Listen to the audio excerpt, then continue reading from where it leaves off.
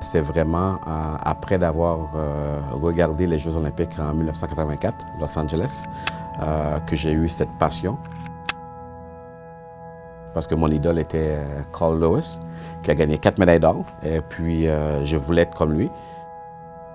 Sauter comme Carl Lewis, courir comme Carl Lewis. Sinon, courir plus vite que Carl Lewis. Et c'est là que tout le monde s'est mis à rire. Qu'on me disait que c'était pas possible. Mais mon rêve est resté là. J'ai dit, malgré les obstacles que j'ai devant moi, je vais trouver les moyens. J'ai appris la visualisation grâce à mon premier entraîneur, Daniel Saint-Hilaire, qui m'a parlé d'essayer de voir notre objectif ou notre rêve. Le rêve, je l'ai eu à 17 ans. 15 années plus tard, je voyais sur le tableau indicateur championnat du monde, Brunet-Surin, Canada, 9,84. Et quand j'ai réalisé que dans l'ordre chronologique des meilleures performances, Brunet-Surin est maintenant avant Carl Lewis, mon corps s'est mis à trembler. Je me suis dit, waouh, ça venait de se réaliser. Et la citation que mon entraîneur m'avait donnée à l'âge de 17 ans, c'est, que j'utilise encore aujourd'hui, « The me I see is the me I'll be ».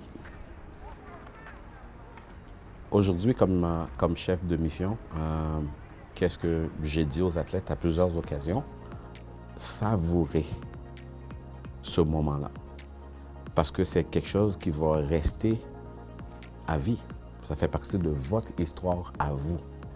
Le Canada va regarder nos athlètes canadiens pour les encourager. Moi, comme chef de mission, je vais avoir mon drapeau, je vais être le plus fan des Canadiens.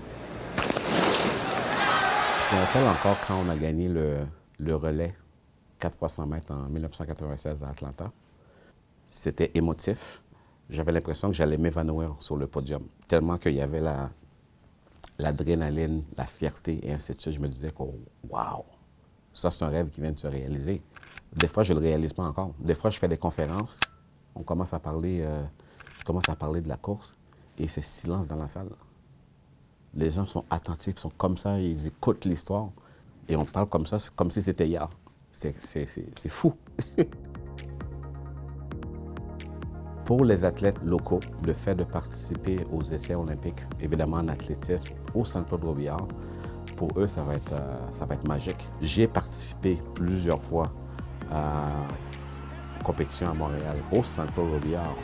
D'ailleurs, la première fois que j'ai fait 9-8, c'était à Montréal. C'est sûr que ça va être plein. Donc, c'est aux athlètes, justement, de prendre toute cette énergie-là à leur avantage et de l'utiliser. Ils peuvent le faire. J'y crois à 200%.